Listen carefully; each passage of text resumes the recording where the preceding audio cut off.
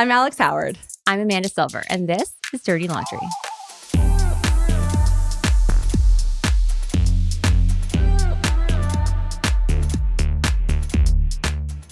How are you juggling it all? You are a VP here at Blue Boho. You have your own company. You are a mother. You are doing a lot. Yeah.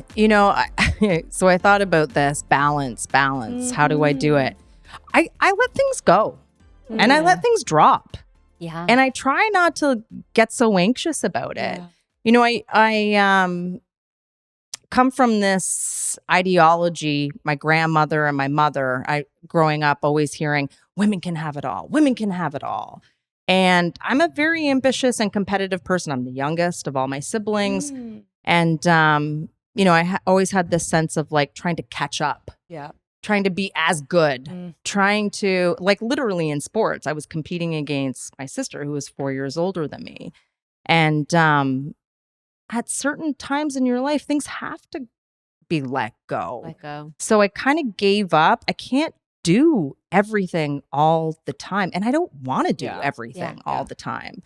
So there are things that are more important than other things. And I'm just more willing now, I think, at this age, having gone through what I've gone through, to let things go and not worry so much about, well, I'll get to that later. I can't get to my relationships later. They're the most important thing. Yeah. So that's where I really invest my time. Yeah. But like other stuff that's not so important, I just let it go. And it sometimes means like, you know what, I'm sorry you texted me 2 weeks ago. A real friend knows I'm still here. I have not gone anywhere. I'm just swamped right now. And when I can get back to you, trust, like I'm going to come back to you, probably make a plan, but I won't be able to respond right away all the time, depending on what's going on in life. So I just let balls drop and not get too anxious about it. That's a great PSA. I think we could all learn from that. Yeah, especially for single moms who have to, balance like so much. But like, do you have to balance all, or can you just focus on what's important to you right now? And what's the rest in front of you will be what it will be, right? You don't have to do it all. Maybe you don't have to have it all. Do what you need. Okay, so I think both things can exist at the same time. I think you can have it all, and I don't think you have to do everything all at once. Yeah, having it all doesn't have to mean doing it all. No. Have it all, but don't do it all. And what is all? Peace. I'd love peace and quiet. Could that be all that I have? Because I'll take Different it. for different people. Right? Because Exactly. your kid have to be so hyper-programmed and on every single team, and you're driving them everywhere. Like, I find that personally overwhelming. Overwhelming. All the extracurriculars, they have to be on every single team, or maybe not. Maybe they don't do the extracurricular this term. That's a great example. I've let that go too. Yeah. Early in their childhood, oh my gosh, like soccer, rock climbing, an art, a martial art, there's so many Something different academic. things. You want them to be Music, well-rounded. crazy. You want them to be creative. You want them to be athletic. You want them to be, all intellectual and all the things, and do the math and and it's like, well, just take it. Yeah. Take a step And at what back. cost to the parents' mental health, not to mention the children's, right? That's a lot of stress that we put on them. Yeah. Now, you mentioned prioritizing relationships. Yeah. Did you find love again post-divorce? Are you in a relationship? Yeah, I actually did. Yes. So I had met somebody while I was married years before I was divorced, and we just ran into each other. I lived in Chicago years ago for Lululemon, and I had been there, I guess probably 2014, and I was visiting a girlfriend, and I noticed there was a gym across the street. I've been an athlete my whole life. So anytime I'm in a new city, I'm looking for, okay, where can I get a quick train in the morning? Yeah. So I ran across the street. Person was coming out, literally ran into each other. Wow. I was kind of rushed. I was like, are you a trainer? Yes. Can you train me at 6 tomorrow? Sure. See you tomorrow. Goodbye. Wow. Left. He had never heard of Lululemon. Wow. So we had just sort of remained in touch through email, like, you need to meet this person in Chicago. They'll hook you up. You own this amazing gym. So that's how we had met. We didn't talk. There was no relationship. We didn't see each other for about 5-6 years. And then out of the blue, I'd been divorced by that point 2 years. And out of the blue, I got this text message that was like, hey, is this still you, Natalie? I responded and said, who is this? And then he said, it's Chris from Chicago. I was like, oh my God, that's so weird. So that's how we reconnected. And so you're doing a long distance relationship. So he's just moved here.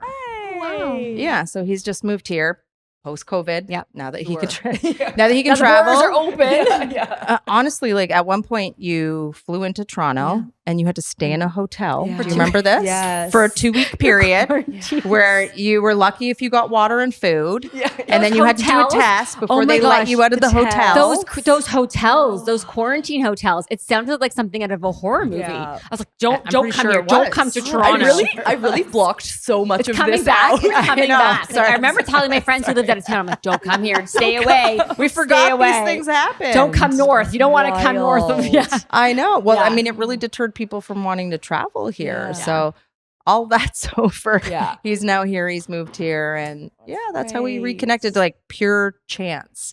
I asked him, I was like, what made you, Yeah, why text did out you of nowhere. text me out of nowhere? And he said, you know, a friend had posted something on Instagram. They had just been to Toronto and I saw Toronto and it just made me think of you. And I thought at the very least, I wanted to poke in, say, hi, how are you? I'm still thinking about you.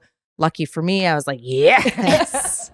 So happy you're still thinking about me. Yes. It's nice to have that effect on It's people. amazing how many things seem to have just lined themselves up nicely, like kismet. Aw. Not to say you didn't do so much work. That was right. oh, that But- came out like a very backhanded compliment, No, which was I not the didn't intention. take it Okay, like good. that. Okay, good. I just think you're right. Like you Things are just sort so of- lucky. Clearly, you haven't worked a day in your life. But things just sort of It just- happen. yeah, They I sort feel of like fall it's- together. Your whole idea of just sort of putting things out to the universe and kind of accepting Oh, what life is, and it just is. I love this for you. What a beautiful story. Thank you. That's a really great compliment because I feel like what is happening to us or what we're Mhm. experiencing as happening to us is really a reflection of what we're putting out.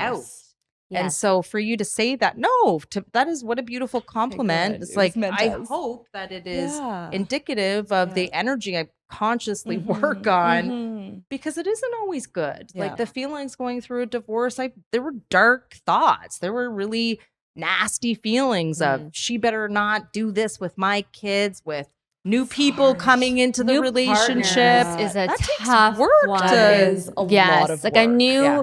like woman parenting your kids Yeah. is a really Yeah. tough thing to chew on.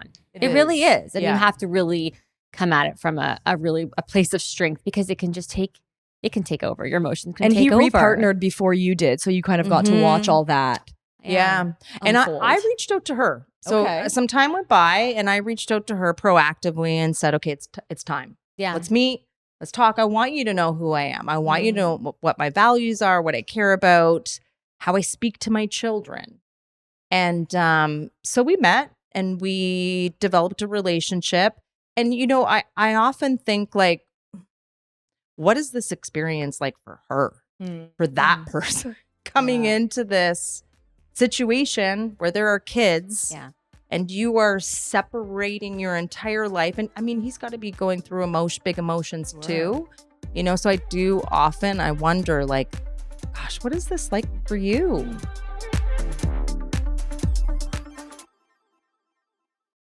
It's very Yeah. generous. Yeah. That is very generous. We have seen a lot of not that kind of generosity towards new partners, and understandably so. It's incredibly difficult.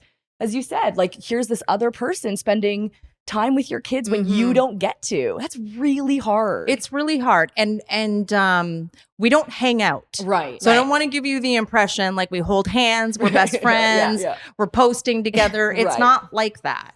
But I respect, I give yeah. space. They have all the room in the world to make their own choices and do what they want to with their time with the kids. As long as we are aligned in what is important for these children, cool. Yeah. Other than that, we don't need to hang out. No. We don't need to be best friends. Yeah. Right. We don't need And pals. sometimes having those boundaries is a good thing and for your own like mental health Yeah. and just having that space. But I think accepting that, you know what, there's someone else in their life, Yeah. but there's someone else that really cares about them. Right. And isn't that a nice thing? Right. I always say to my clients, like, well, they have more people to love them. Yeah. Right. And is that a bad thing? Maybe, Yeah. maybe not. Like take yourself out of the picture for a second Yeah. and focus that there's someone who cares about your kids and wants the best for them. Yeah. No, Yeah. okay, so this is maybe a little dark and it's not meant to be, but I do something that Chip Wilson, the founder of Lululemon, really trained me in thinking about is the end of your life. Oh. So if you only have 50,000 days to live, how do you want to live those days? Wow. And so I do often think about, what is the legacy I want to leave behind to these two children? That's really the whole purpose of my existence now at this point, is what kind of human being, what impression do I want to leave on these two children? And you're absolutely right. In a situation where, you know, two adults, okay, this isn't the relationship we have today, has lived out its purpose, and we are going to transition and change into a different type of relationship. Other people are going to come into your life. Well, all I want is for people to love them. Right. So if he has a partner who really loves these kids, then I feel like it's a win for the kids. It almost reminds me of a bit of like a precursor to when our children find partners of their own and start their own lives and their own families. And us as moms kind of have to take a bit of a back seat to be like, oh, there's another, woman, but you know what I mean? There's another human in your life. Sort of first, they're going to call women first. or man or whoever. Take my kid. Yeah. Like whoever they like, I don't care. But another person who they have a close relationship with. That might outshine you. And it's so hard. But you get a little precursor to that. I think it's just the Dress ego. rehearsal. I think your ego is injured when you are going through a separation. And so it's building that back up and realizing that if there is a step parent, it's not necessary that they're trying to take over your role, because that's your role. You are their mother or their father or whatever, and no one's going to take that away from you. Yeah, And you're be right. okay with that. You're 100% right. And I'm 1,000% guilty of not thinking those thoughts sometimes. Everyone who's gone through divorce. Really? And has. so that's the practice, Right? is like, okay, but this person, these people love our kids, and they're surrounded by healthy, happy love. Yeah. And that's it, right? Hopefully that's now both of you get to role model being in a healthy, happy partnership. Yeah. And your kids get to witness that and go, oh, okay, it wasn't the end of the world. Now look at how great my parents are doing, and they're thriving. And they're seeing healthy relationships, it's right? really important. A lot of folks want to stay for the kids, but really that's the most harm you can do. Stay miserable for what? Martyr yourself for what? Yeah. All they're going to see is an unhappy, parent. And think that that's what's normal. Normal? Yeah. Right? Oh, great. I can't wait to grow up and get married and be miserable. And sleep in separate bedrooms and take separate holidays, Like, is that what you want to show your kids? It's so true. Right? It is. Yeah. That's really real. Yeah. Even in our friendships, like going through, I don't know if you've ever explored this, but going through, me personally, going through my divorce, I lost friends because we clearly had different values. I was very honest in my situation. I really communicated, these are the challenges I'm having. These are the things I want to work through. And I discovered going through that process and sharing with some close friends at the beginning that even though I was experiencing certain feelings or emotions, other people felt like it doesn't matter. You should stay. You need to stay in the relationship. You need to work through those things. So my decision was alienating friendships that I had, and people because they didn't agree with your decision. That's so tough. And then trying to convince them, like, what and why do you feel the need that you need to plead your case to your closest friends? It's also so interesting how many people feel like they can just share their opinions of your life while you're going through something. Right. When people love to give not advice. asked. Yeah, unsolicited advice. Well, that's the part of divorce people don't talk about too, is you're not just divorcing this one person. There's a whole life that you're separating from, friendships, couples that you would spend time together with, extended family, the other family. I think that was a hard one, right? It's not just the person; it's the cousins and the aunts and the uncles who you come to feel like are your family too, and then they're gone. Yeah, and not always, but in some cases there are. They're just. I tried to hang on. Did you? There's some cousins, and I tried to hang on. And was that for you, or was that for the kids? I just really love them. Yeah. I just really love them. Yeah. Exactly. Yeah. Rod's from Newfoundland. I don't know if you've spent any time on the East Coast. But you go there. Yeah. I've never been. It's the I'm coolest coming place. out. I'm coming out. It's a wild. I'm coming out with place, you. but it's stunning. I've met some newfies, and I love so them. Like, much. Love. Yeah. They will give you the shirt off their back. They are salt of the earth. Yeah. They are some of the kindest, most generous people on the planet. Yeah. So, I have family members. I still feel Yeah, like they're you my do. family They are members. still your family. You know, they're cousins Yeah. to my children. And so I want to keep them Of close. course. But I think for them, it's like, well, It is tough. It It's is tough. awkward for us. Yeah. Yeah. And that dynamic is always so tricky. And similarly with friends, right? You're picking sides, but then you're like, well, I really liked Going I out- know. Yeah. So now they're going out for dinner with you and your new spouse, and it's like or you're betraying your friend. This Oh, that's I know. it's a lot. It's a real whole village to untangle. It really is. And to build Yeah. back. And It hopefully really with is. time, some of that, levels out a little bit. Yeah. But you do see other people's true colors during You do. tough You know, moments. I think like for people who are just starting to go through this journey, you really think like it's me, right? You're so it's me, it's happening to me, it's me and this other person. But you really are surrounded by a village of people. And, in hindsight, I wish I had leaned in more. I wish I had brought more family members in, and not just like my own, but his too. Like, I love this person. The love isn't gone. Yeah. It's we are not living the same life or the same values or whatever your reasons are. But I mean, you still have a whole family of people around you that are rooting for both people to be happy, hopefully, in the best case Right. scenario. Yeah. people self-isolate. They go into We that, do. right? I think there's a lot of shame associated, right? Too much shame and stigma. Yeah, and that's why we're doing what we're doing. Exactly. Is because guess what? There's a lot of people. Happens to the best It of happens us. to a lot of people, and you know Absolutely. what? It's there's nothing to be ashamed of. Sometimes I think it's almost easier if there is some kind of like real betrayal, because then you can hate them. Yes. Yes. People always want to know why. Yeah. Why? But I'm like, does the why matter? Really? No, but even for you, just to be like, they suck. right. Yeah. So to validate. it's so Right? To valid. validate your yes. sorrow and your So misery. you know that you and- didn't It's screw it up. It was you. him or her. Yeah. Exactly. But yeah. when they're just great, you kind of just drift apart. It's like, oh, well, I gotta look inwards now. so It's like, much uh-oh. less dramatic. it's so much less dramatic. Yeah.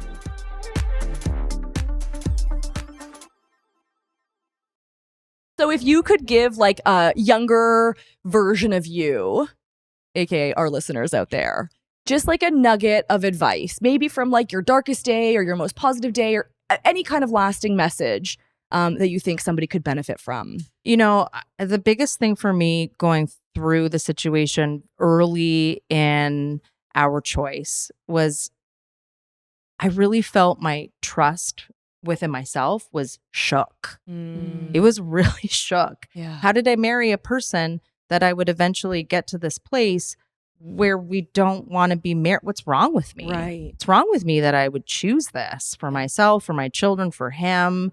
This isn't fun for anybody. And trust, like just trusting, I think like when you're about to make the decision, I tended to ask people, how do I know? How do you know? How do I know? People ask us all the time, how do you know if you should stay Yeah. or go? Yeah. It's not, there's not one answer. And nobody can give you And the no, answer. there isn't. Right? You have to Different. You find have it to find within it yourself. inside. Well, when I found what I thought was the answer, and it was, after I made the decision, I really lamented, like, did I make the right decision? Can I trust myself? How did I get into this situation? And it took me some time to like, and constant effort while I was going through it to like, okay, just trust. Trust that at the end of this, all of this is temporary.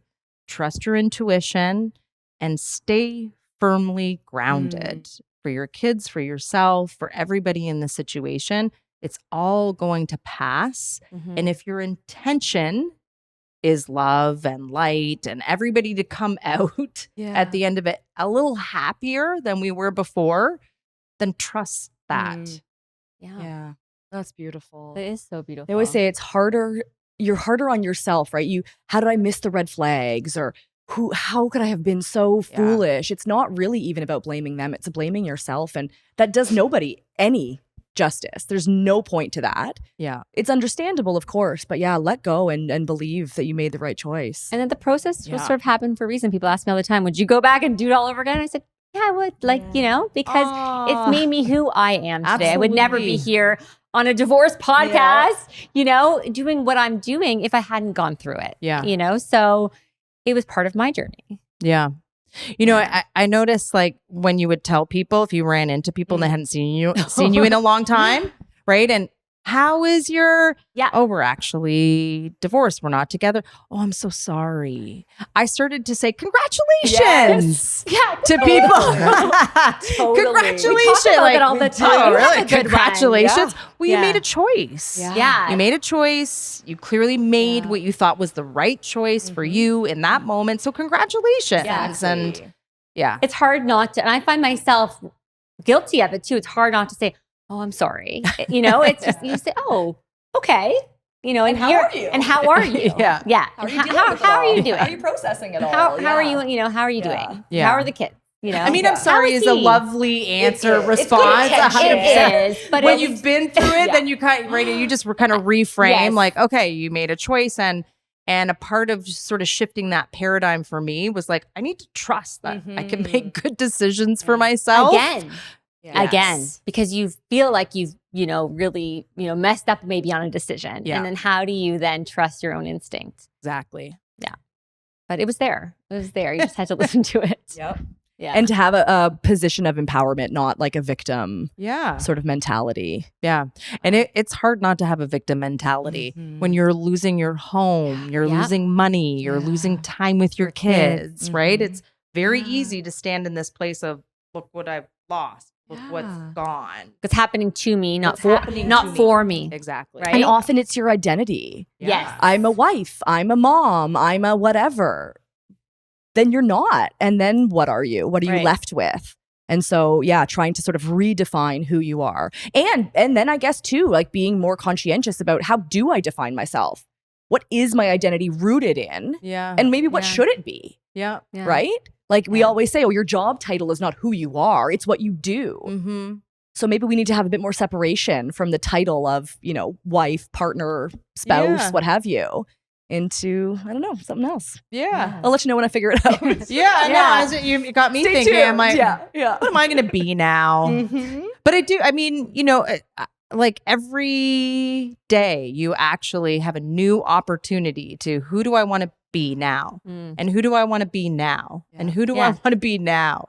We really do. We've got that gift every single day. To reinvent ourselves. Yeah. We get so stuck in the box that you put yourself in, or your family puts you in, your path that you were expected to follow. And then it's like, boom, divorce. Now where do I go? Well, it's like the the sunk cost fallacy, right? I've invested so many years, my youth, my best years I gave to this person. I'll just keep going. Yeah. Like maybe your best years are ahead. Yet to come. Right. Yeah. It's so true. Like, I'm expired now. Right. Well, and as women, that's what we're told. Right. Oh my God, you hit 40 and you may as well be dead. But no, not everyone gets to age to this, point. Not everyone gets to get old. That's an opportunity. That's a privilege. It is a privilege. And that's where your sexual privilege. wellness comes in, right? And I think this would really, really relates to, a lot of our women listeners is like rediscovering yourself, your sexuality. Some people have only been with maybe one person or for the last 20 years, and now they're getting back out there. They're experiencing new partners and being intimate again for the first time. And I'm sure that's a difficult thing. So, having, these toys to sort of experiment with, kind of empowers them. Empowering for sure. Yeah. Yeah. The who I hear from most often are actually like 15, 16, 17-year-old girls. Oh, really? Oh, interesting. That's who reaches out the most. Wow. They're the most, at least like, vulnerable to ask questions. Really? What kind of questions are they? I'm so curious. What kind of questions are they asking? Or it'll be the like 15, 16, 17-year-old themselves or their mom. I'm asking for my 15, 16, 17-year-old. The question usually is from teenage girls, self-identified. I'm a teenage girl, 15 years old. I've been using my hairbrush. I've been using my electric toothbrush. Sure. I've been using. Yeah. Wow. That's usually their question. Right. Is it safe? What should I be using? Yeah. Oh, it's so sweet. I know. It's like the innocence. The best part is when it's the mom saying, "Hey, I'm reaching out from like you're awesome rock star mom. Thanks for reaching having that relationship with your daughter where you can have those discussions. What should I get for my 15, 16-year-old daughter? I love those parents so much that launches Sex off a positive whole, I'm about to have a 15, 16-year-old daughter. So I really embrace being in this position of what privilege to have young people, parents coming to me and asking, what are some of the safest products out there? And having the discussion, taking the taboo away, which is what we're trying to do with divorce. It's like, talk about it. We're divorce positive here. Yeah. And, I think the sex wellness is right up there, coming up right behind us, because people they go in the store, or they don't want people to see them buying their things. And it's like, why? Why can't you be more open about it? 100%. Right? You're, going through a divorce too. I mean, for me, you're spending a lot more time by yourself. You all of a sudden have this freedom. At least maybe 2 days a week where, wow, I don't have my kids. No one's going to walk in on you. I'm not dating anybody. Right. I'm starting this new chapter in my life. What do I want to do with my time? What do I want to fill it with? What experiences? Who am I going to be now? Fill it with orgasms. Yeah, you do. Why not? Yeah. Why not? Yeah. So 8850 actually is named after Mount Everest, which is the peak of Mount Everest is 8,850 meters above sea level. Very cool. And when I was thinking about this journey of wellness around sexual health, I saw it as kind of a journey upward, a hike upward to transition people from thinking about sex and sexuality as a taboo topic to this should be just like going to find toothpaste at Shoppers. Right. Totally. You should find condoms and vibes and right beside it. This is an equally as important health product. Yeah. So that's where the name came from. Love that. And great. Don't rush into another relationship. Yes. Get more intimate with yourself. Figure out what you like. Absolutely. To me, the commitment was to myself. Yeah. For yourself. I'm transitioning out of being a wife, spending all my time with you, your family, things that were important to you and to us. Yeah. And now I get to explore this whole other relationship I maybe haven't had with myself before. And parallels to the jewelry line as well, because, I read that you were talking about buying yourself the pieces as a commitment to yourself. Yeah. Right. And your pieces are so whimsical and so meaningful that it's so nice for someone who maybe has been so used to getting jewelry given to them. Right. Yeah. What was your divorce purchase? Yeah. Thank you for reminding me. Good call. So I actually bought myself a watch when I got divorced, and it was to remind myself of time. I love that. Yeah. I spent about 7 years thinking okay, we're not on the same page. How do I get us on the same page? How do we talk our way onto the same page? How do we therapy ourselves onto the same page? Maybe if we have another kid, we'll get on the same page. And we did that for a really long time. And I did 2 things. I actually purchased a painting, and it's of a pig jumping off of a dock Is kismet. into really water. is. Into water. Swimming. And which a pig clearly is never going to run full. But they do. Do they? Yeah. I know. You can go swimming with the pig. Oh, I've been dying. It's on my list. Right in the Bahamas, Hold on. right? I'm dying to go swimming with the pigs. But anyways, continue. We're going. I would love to do that. Yeah. Well, so I bought this painting of a pig, full Love it. send Swan right dive. off Just the end of a dock. Just going.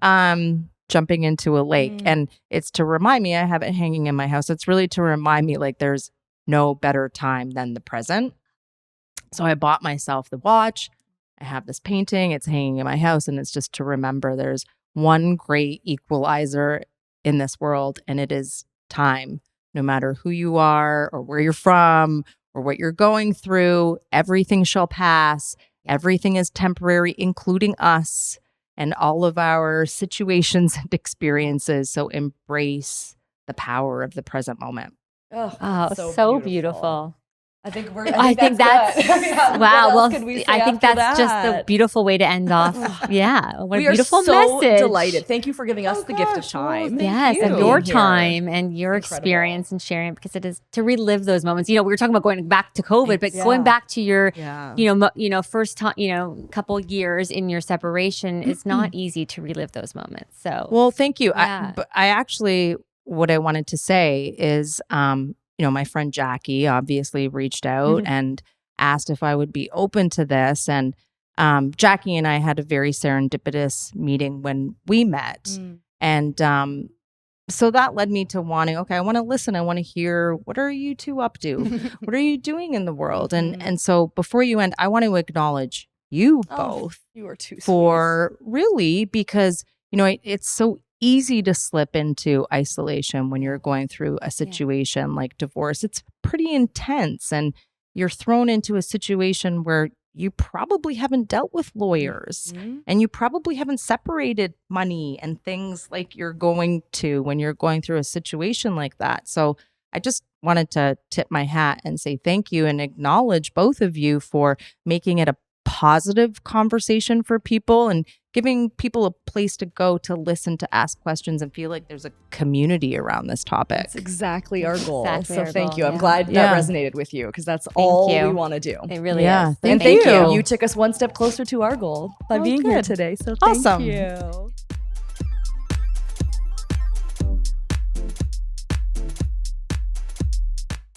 This episode was written and created by Alex Howard and Amanda Silver, produced, edited, and engineered by RTF Productions.